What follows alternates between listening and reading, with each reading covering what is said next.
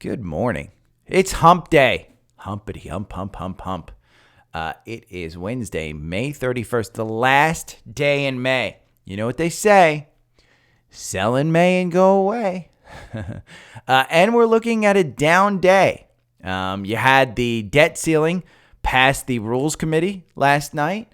You had basically, I think, again, I went over it yesterday.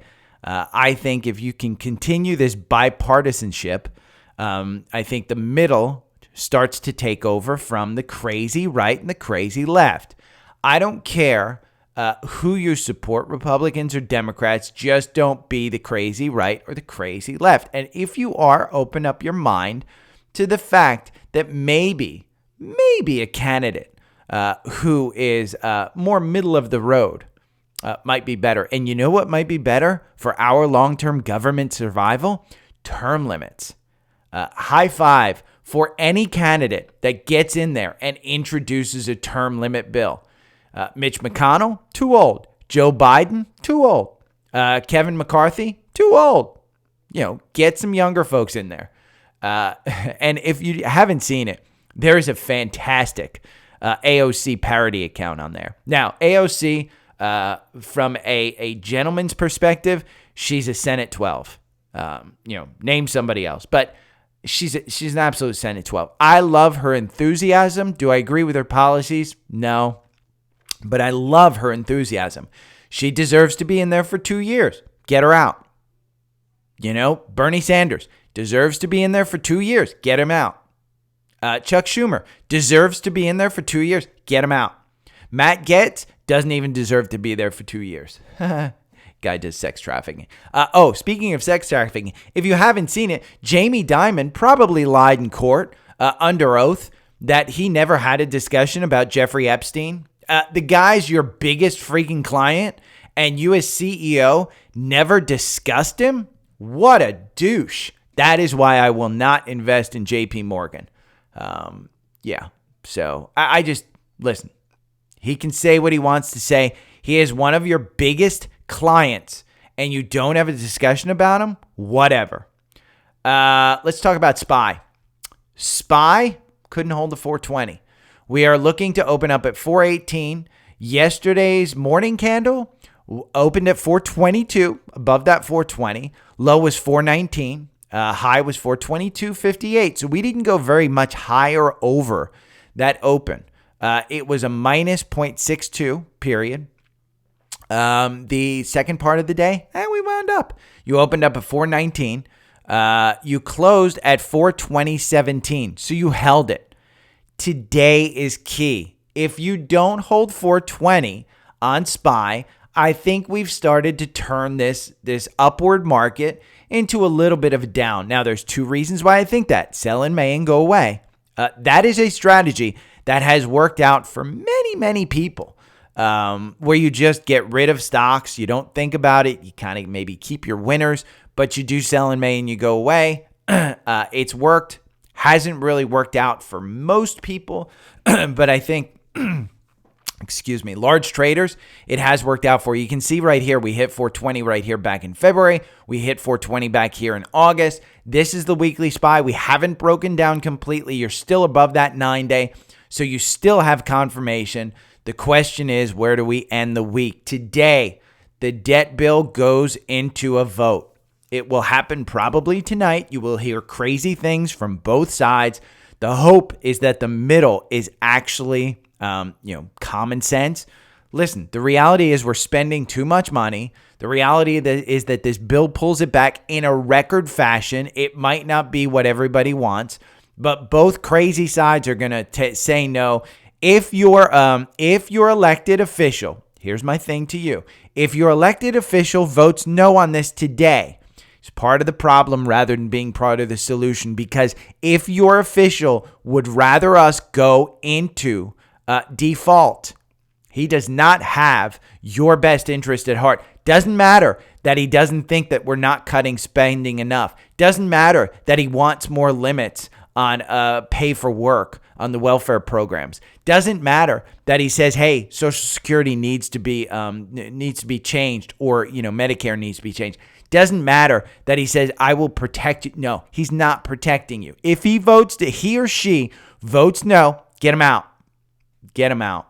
So that's I'm off my soapbox. But SPY here, if it doesn't hold 420 this week, we're still not confirming that we're in an upward market. It's an extended rally.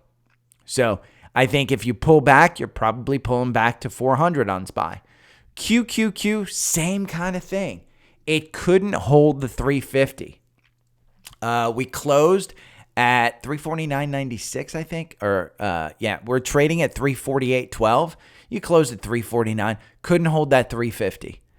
If we look at the weekly on this one, the 350 is the mark that you want to hold. If we hold that, we still have confirmation. Now, you have confirmation all the way down to 335. So I do think that you have that, but that 350 is going to be key to push up here to 370. That's my thought. So there's a couple of catalysts here. The first catalyst is the debt ceiling. And if we get a vote on that, you'll probably see short-term bond rates go down. I think they were down this morning, closer to 5%. You will see that go down because risk of not paying bonds in the 1 month, 3 month, that's off the table. So the government isn't going to pay a shit ton of money like they were for bonds. Now, if you bought bonds, the bonds are probably worth more, and you can probably sell them for a pretty good gain. Maybe not a whole lot more, but good running bet on that one. Fixed income, again, it's kind of once in a lifetime where it's actually good again. But the inflation number comes out on Friday. That is our second catalyst. Second catalyst is the May inflation number. If it's running hot, meaning inflation is still up, that could be a catalyst to pull the market back. Remember, the market has a pause for the Fed priced in. You saw a Fed governor of Cleveland yesterday, Messner. She said she doesn't think it's time to pause. She has been one of the dovish ones, one of the ones who has said, hey, maybe we want to pause. She now has turned into a complete hawk and has said, hey, we may not want to pause. So something to think about. Again, overall, from a big picture, that's kind of the way I look at it. And I was just kind of on YouTube saying I'm not a huge day trader. Sometimes I'll trade these triple levered ETFs every now and then just to play around, but I'm not a guy that's making money on day trading. The large majority of my money is swing trades. Or long-term investing. Now, I make no mistake, I have made my money in long-term investing, buy and hold. So, AI. Since we're in this bubble, let's talk about AI and the symbol AI. Remember AI, and I think I brought it up yesterday. I said, hey, in the algorithm, it was 1843. I know for a fact on May 1st, I brought this up. The down here where you see this gap right here, this was where Hindenburg Research came out and said this company is a complete scam. They were in Bitcoin and kind of the ledger stuff, and then they turned to an AI company. And once they turned away from blockchain into an AI company, they just changed. The CEO just kind of became a blah, blah, blah, whatever. If you've seen him talk, I don't like him. I don't think he knows what he's talking about. But C3 AI, there was some news about C3 AI's being available on the Amazon App Store or something like that. I don't know the news, but it went crazy yesterday. You got above 40. So if you got in at 18, 20, whatever you got in at, take your profits. We are in an AI bubble. They have earnings coming out today post-market. I would not expect this to be something huge. I would expect this to pull back here. You've covered this gap. You've got a gap down here between 19 and 20. If we are to pull back, I think you're losing 50%. Take your profits. I could be wrong. Remember, rule number 1 is don't listen to a douche on the internet. Rule number 2, Jim Cramer is always wrong. So I just wanted to make sure that you guys know that we're in a bubble. If you go back to, let's look at SPY. back in the 1996 era. We'll look at a monthly because I want to show you what a quote-unquote bubble looks like. So if we pull this back and we go back to 1996, this was kind of the beginning of the internet bubble. And so right here at about 50, say January 1996, you really started to see kind of the internet pull up. This was Clinton's second term. So he had just gotten reelected. They started with the Republican House working with Newt Gingrich. And you see it pulled back a little bit here in 98. There was something that happened. I don't exactly know what. Maybe that was the Monica Lewinsky thing. Who knows? Maybe it was the impeachment. I don't know. I don't remember. I do remember in March of 2000, everybody saying we're in a bubble. Be careful. We're in a bubble. And they were saying that all the way from 98. Doesn't mean that this won't continue higher. But in 2000, they said we're absolutely in a bubble. And it started to turn over. And you started to see high PE stocks where the companies weren't making money. They just had clicks for users. That was it. They started to go out of business. And they started to really pull out. Look at Cisco. Cisco was building the internet back then. And I'll pull up that chart later. But at this point, it started to go down. Then you had 9/11, and things just really went down and ramped down at that point. 2003, you really started to pull up. But if you bought during this bubble in 2000 and you were there and in the market at the top of that, it took you all the way to 2007 to actually get back to even. 7 years to get back to even. 7 years. And then what happened? Oh, the housing crisis. So you didn't really even get back because if you held on, let's be honest, if you held on through this, you're going to hold on through this. You ain't going to sell out because you know what? I'm just back to even. Maybe you even bought more. Well, it took you until 2012 to get back to even. So from 2000 to 2012, lost decade.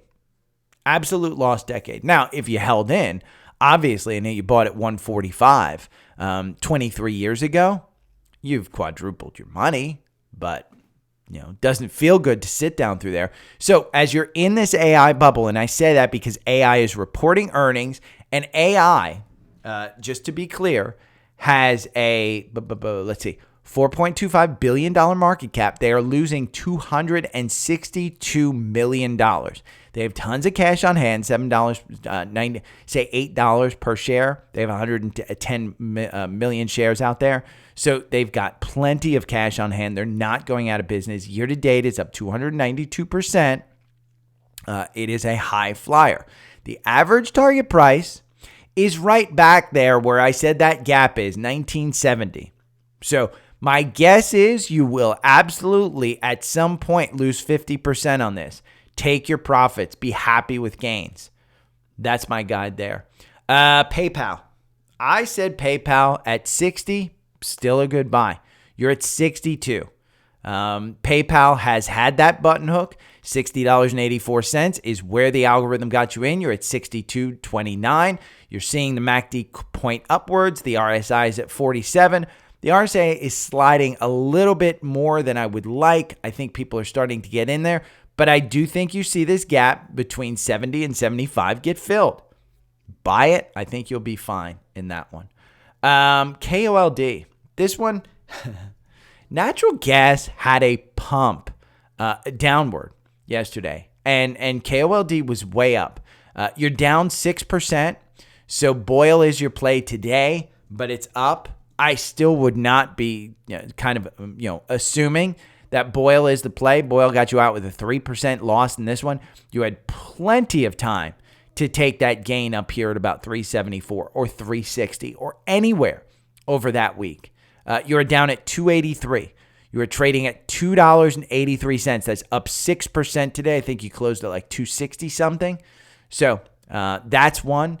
UCL oil, the crude, it is under $70. UCO is down 1.84% in the market today.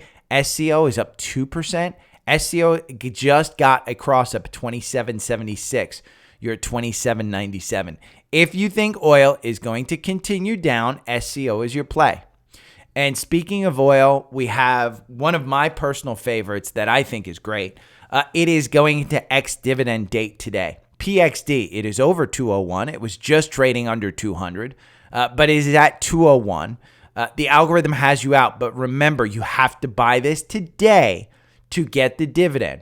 Each share that you buy today, you will be paid on June 21st. You will be paid $3.34. Extra, special, participating, or arrears, $3.34. So you will be paid $3.30. I think it's actually, you might be paid $6.60 some cents. You will be paid whatever you get paid. The $3.34 represents 1.67. If you look at PXD and you look at this, I think you might be getting both those 334. PXD has an 11% dividend. Your boy here is in at 208. I may buy a bunch more to get that dividend. The dividend will be taken out tomorrow.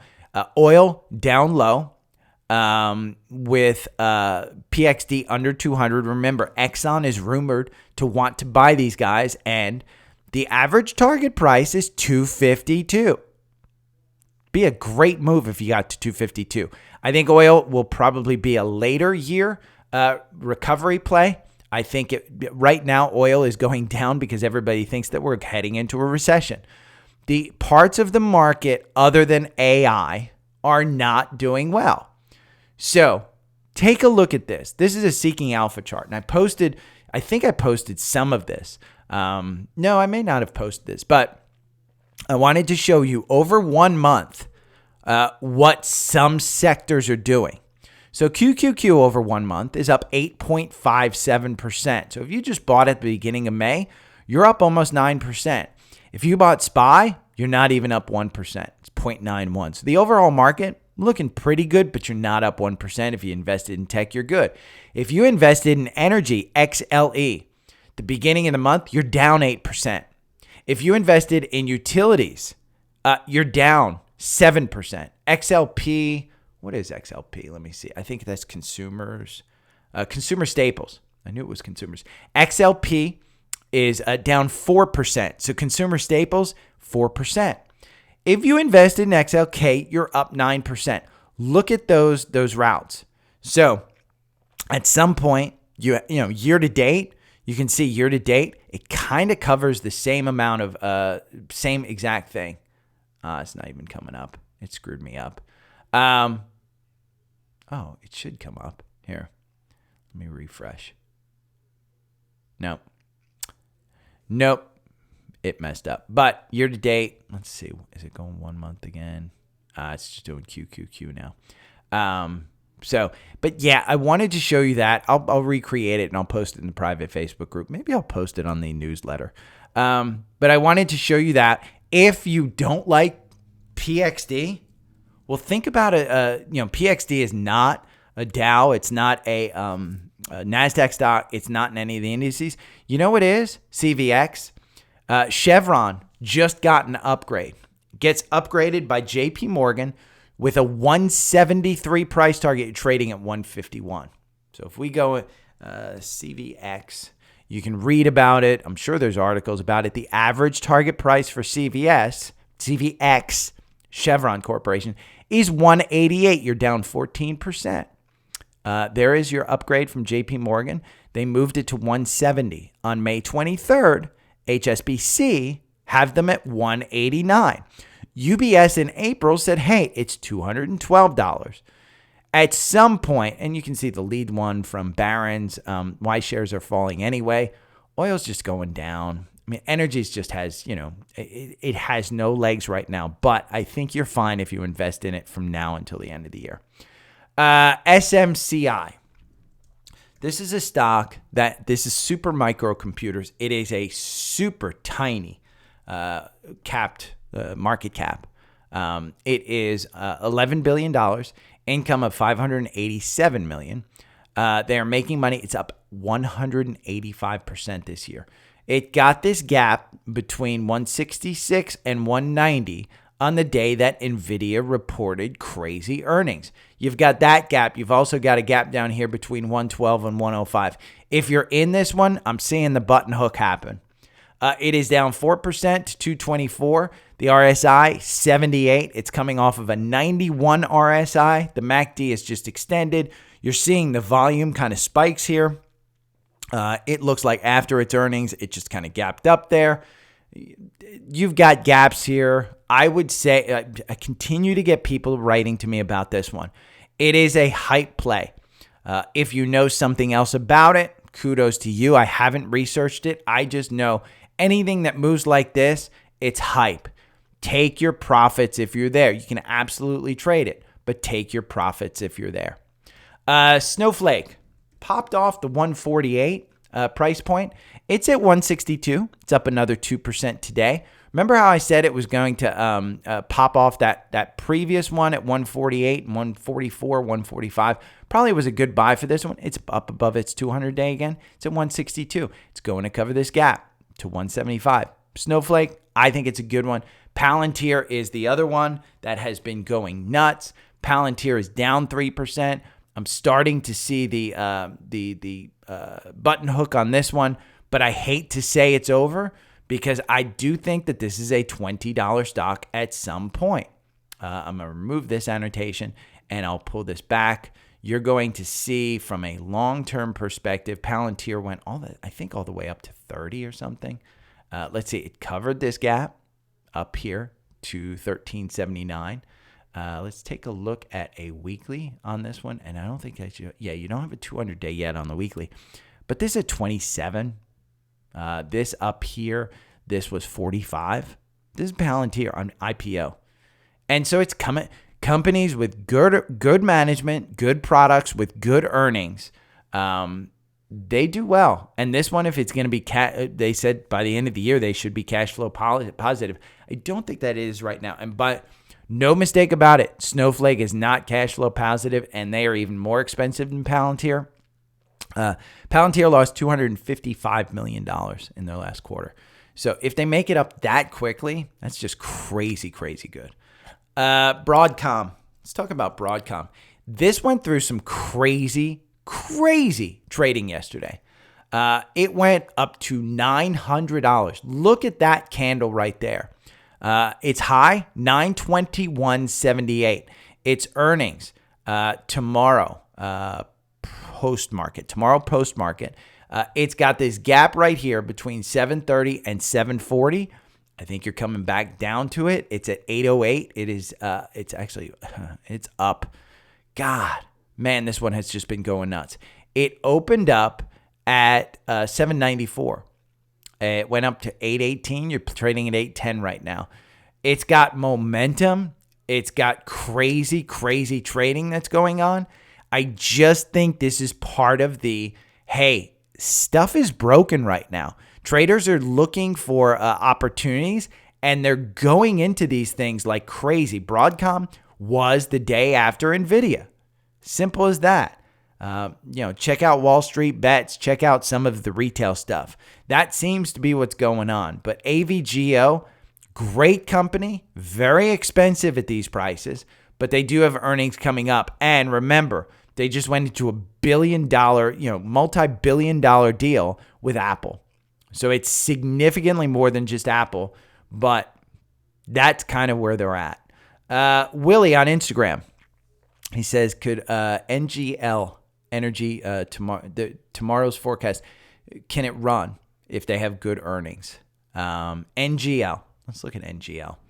NGL is a small cap energy player, NGL Energy Partners. I think Willie's been in this one for a while.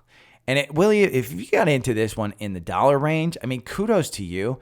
It's trading at $3.09. It is got its earnings tomorrow. The algorithm has had you in and out of this one. If you've traded just on the 4-hour algorithm on this, you've made over 2 years 67%. If you bought and held this one, you've made 9%. Your average win is 33%. The algorithm has you in at 282. Could be crazy on earnings. I haven't seen good reaction. I mean, look at this. Here's the earnings back in June of last year. Didn't perform well. Here's the earnings in August of last year. Didn't perform well. Here's the earnings in November. Didn't perform well. The earnings in February performed really well. They made 19 cents per share. So they went from losing 21 cents a share to making 19 cents per share. Now let's go over to FinViz, and we'll type in NGL. Oh, why did I do MGL? NGL. BINGO. It's a $401 million company, market cap. It lost $61 million. The 19 cents per share is probably adjusted GAAP kind of stuff. Actual earnings, they lost $61 million. It's got no dividend. It is an energy company with no dividend. Their earnings per share next year expected to go up 220%. The forward PE is 9.75. So it is rather expensive. The target price is $2.50. Now, in February, UBS upgraded them with a $2 to $3 price target. You're trading at $3.08 right now. Willie, I think it's extended. I would say that when you look at it, again, this should have been clear. The CEO of a $410 million, this guy's putting in almost $9 million. $9 million over the course of 4 months. Now that's turned into like $18 million. So the guy is a freaking genius. He's the CEO of this company. There's only one reason they're doing that kind of stuff, and it's because the company is undervalued. He's putting a lot of money into it. You know who else put money into it? Capri. Capri Holdings, we talked about this one, where the CEO just bought $10 million worth in March. And they have earnings. Let's see, Capri. I brought it up yesterday. But the completely different industry. But Capri had earnings. They made 97 cents. Oh, it wasn't a good bet. They're down 6%. Ooh, your boy was wrong. But yeah. So you can't always count on that stuff. But I did want to bring up with Willie, I think it's NGL is extended. That's just my personal opinion. I have this feeling that for some reason, $3 is just an extended. Look, I don't think you're getting back to the 200-day, which would be a $3 and $4. And I don't think that it's going to, energy has not been good. NGL, let me see. What do they deal with? What part of energy? They are a oil and gas. So, transportation, storage, blending, and market of crude oil, natural gas liquids, refined products, renewables, and water solutions. So, water solutions, crude oil, logistics, and liquids. I'm not in this industry. I don't play with it. I typically do the big guys with oil and stuff. So, NGL, Willie, I might get out to that one. My buddy Charlie pointed out to me yesterday and sent me a little news article. The debt ceiling agreement would end student loan payments. Well, what does that mean? Well, SOFI. SOFI is the largest processor of student loan payments. They have the largest student loans on debt. This is a bank. This is a loaner. It's a new age kind of fintech. It's up 13% today. He sent this to me last night when it was trading about $5. It is now at $6.81. SOFI is the single biggest beneficiary of that deal going through. The RSI is at 80. I don't know where this one would go, but I do know that it has been, come on. I can't type today. SOFI, it is forward PE of 502. They lost $284 million last quarter. All they have to do is show, again, it's super, super expensive. But if they start getting those student loan payments again, you'll see this go back to $8. No doubt in my mind, you're seeing it go back to $8. Year to date, it's up 38%. They have 103 cash per share, $2.91. They have 920. They have billions of dollars of billions of dollars of cash on hand. So this is not going anywhere. The average target price is $7.23. You're trading at $6.80 right now. $6.80. You closed at like $5 yesterday. So, but thanks to Charlie for pointing that one out. Tesla. TrendSpider posted yesterday. June has been a very weak, kind month. I should say kind month to Tesla over the last decade. Here's the seasonality for Tesla. And if we go back to 2010, you can see June is 75% of the time it's a winner. But 80% over the last decade win rate and an average return of 10.14%. If you want to invest in Tesla, it's at 201, $259. I've said anything under 200, you buy it. Anything over 200, I think if it dips down below 200 today, you buy it, hold it for a month. Maybe you make $20 per share as it goes to cover this gap up to 257 to 261. Maybe we get that kind of gap. Elon Musk is in China. He is making friends with all the Chinese folks. He is a legend in China. The Chinese Communist Party may hate America, but the freaking Chinese people love Elon. So, Coke, if you're looking for something to buy and hold, Coke is under 60 again. 59.52 right now. You're in this ascending triangle. I've told you, hey, you're outside of it. You broke down quick. I mean, it broke down really, really fast. Under 60, I just continue to add to it. I don't sell a lot of this. I do sell some of it, but I just continue to add to it. It's got a decent dividend. I mean, it's nothing compared to, a bond rate at this point, but it's 3.08%. You're down 6% year to date. But Coke is in my long-term portfolio, and it's under 60. Microsoft got an upgrade. Microsoft is one of the top. It is my weekly stock picks. Let's see, who did get an upgrade from? I don't have that in my notes. But if we go over to FinViz, you can see April 26th. I guess it hasn't made in there. The average target price is $334. You're trading right at $334. You're right at 52-week highs. 52-week highs, 335, and you're trading at 335.42. So it is the weekly stock picker. Amazon, Bernstein says that Amazon goes to 140.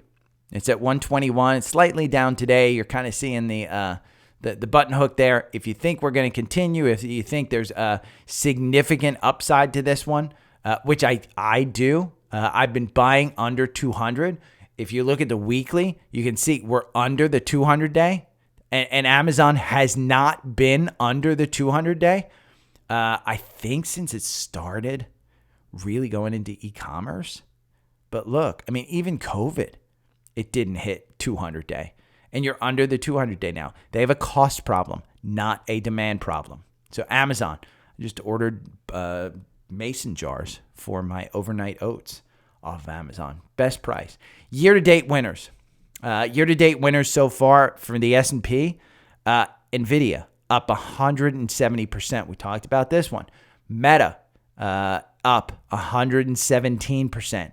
AMD up 90%. CRM, which is Salesforce, 66%. And Royal Caribbean, this one shocked me. Up 62% year to date. 62%. You can see the dip down there at 49. It's at 80 right now. Royal Caribbean. That one shocked me. That's why I brought it up. Advanced Auto Parts reported today. I want to basically point this out as an example of an absolute 100% bubble. If you go back to the October highs, remember, October, for the majority of the market, was what was considered the lows. This is close to the highs. I mean, you go back to last year. Let's move this back to, we'll go to a weekly. You go back here, January of last year. Yeah, it came down. Then you had kind of this bump up here. Hey, this is all used cars. Cars are going well. Then you had January. You went up to $230 a share. $230 a share. Pre-pandemic, You were trading at 158, 160. You're at $76 right now. 76. It is down 31%. This is 100% a bubble. They missed on earnings. Huge. They also cut the dividend by 40%. Do not get into advanced auto parts. I always say any reaction in the market is an overreaction. This is just a bad stock. Poorly run, poor management, poor decisions. They got priced out of the market on a lot of things, and they just did things wrong. Yeah. Ignore it. There was a guy, Mark Mahoney from Evercore, gave 3 stocks that he likes, and I like them too. Meta, he's got a $350 price target on. I said, get this close to 240. I wish I would have gotten it. I thought it was going to be 230. This is just a great stock here. And the reason it's a great stock and his target is 350 is because look at where 350 is. That's where it was when it was actually making money and not focused on spending $10 billion a quarter on the metaverse. So you've had this turnaround and it has confirmation. If you think it's going to 350 again, just buy it. Just buy it. It's just one of those stocks. Just buy it. Go into it slowly. But I think 260, I've been waiting for 240 for a long time. Uber, I said anything under 40, you can buy it. I put my price target at 30. It never got there. The actual algorithm said get in at 32.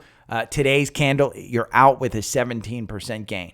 But I don't think that's a crazy thing to still be in it because you've got a green candle. If you think the debt ceiling is going to get concluded, American Airlines just upgraded their guidance by like 50%. They're up today. I won't cover that one. But Uber, I just think if they make GAAP earnings later this year, they will buy back a significant amount of stock. Mark Mahoney's price target on this is 75. I tend to agree. Uber is a great long-term play. And he put Amazon on that list. And we talked about Amazon just before. It's been underperforming. And Amazon, in my mind, again, his price target is 150. I think you're looking at 140 minimum. I added up down below 100. They have a cost problem, not a demand problem. So Amazon, I think, is a good one. I did post, and ChatGPT, those traders, they posted this week's portfolio yesterday. It is out there. It's a short week. Look at it what you want. They're doing pretty well. Let's talk about scans. XLY, which is the one that I own a large amount of. Consumer discretionary. I've owned it because I thought it was going to be really good this year, and I recommended it down here at 128. And I said for the year, I think this was going to outperform. It has a secondary cross up here at 151. I don't know that I necessarily get into it. You're seeing it cross up above that rising wedge. I think you could continue. I would probably just wait. My guess is you can get this at 149 if you want to get in there, but I don't think 151 is horrible. These spider sectors, you basically buy and hold for a long time. Boeing has a cross up. Boeing is down 1% today. It had a cross up here at 204.65. Get it for under 200. It's at 201 right now. Just get it under 200. Buy it and hold it. I hold it just under 200. SPG, at some point, by the way, Boeing will bring back the dividend. And when they bring back the dividend, that's a $300 stock. SPG, Simon Property Group, has a cross up here at 103. I loved it at 120. I love it even more at 103. This is one that gives you a great dividend. Let's see. Simon Property Group is a 5 or 7%, 7.15. It is down 11% this year. Good companies with good products, with good earnings and good management will make you money. This one's going back to 120. So at 104, you can sit there and wait for it to go back to 120, 7.15. The problem is if the consumer is weakening, if the economy is weakening, that's going to hurt, but you get a 7 point, and he's not going to cut that dividend. mRNA had a cross up. 128, this has been one that's just been floundering. You're seeing capitulation right here in the 120s. They have no catalyst other than maybe China says, you know what, we're going to license that mRNA vaccine. Remember, the CEO is selling like $6 million of shares each day. doesn't look good. DRN, which is a triple levered bull on the real estate market. The real estate market has been hit. Home builders have been doing really well. $8.18. You're trading at 807. This has been a dying trade. DRN has been the trade. You'll see DRV, which is the bear, 3 times levered, has been the winner of late. Not too much. I mean, the entry was $50.10. You're up 10%. You were up here closer to 60. But DRN finally, maybe it's DRN's time to shine on this one. SFIXI. I would not buy SFIXI right now. It has been a complete winner. It's a secondary cross-up. The problem is the VIX right now is at 17. How low do you think that VIX is going to go? I think we're going to have volatility in June. Do not buy SFIXI, but it did get a secondary cross-up. VOT, VNQ, those are the 2 Vanguards one that got cross-ups. XLC, which is the communication sector. We're going into spider sectors now. XLC had a cross-up, a secondary cross-up, 59.83. This one has been doing really, really well in May. XLC. XLRE. You talk about DRN having a cross-up. XLRE, if you just want to take a long-term play, 35.81. Here, let's take a look at a weekly of this one because I do think there's an opportunity here. You're under the 200-day. Real estate has just been getting killed of recently. But check what's in XLRE. A chip company that I've said, hey, buy under 30 and you can sell it over 30. It's at $30.29 right now. The algorithm says buy at $29.88. You're just above that 200. Listen, chips, NVIDIA and AMD. In my mind, I think those are the 2. Last week, we went over Palo Alto Networks. I own that one, PanW.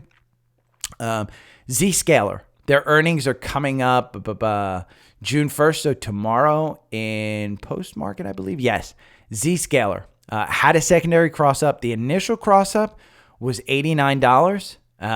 It is at $134 right now. That was just on May 5th. So you've covered this gap. The only gap that's left to fill is up at 141.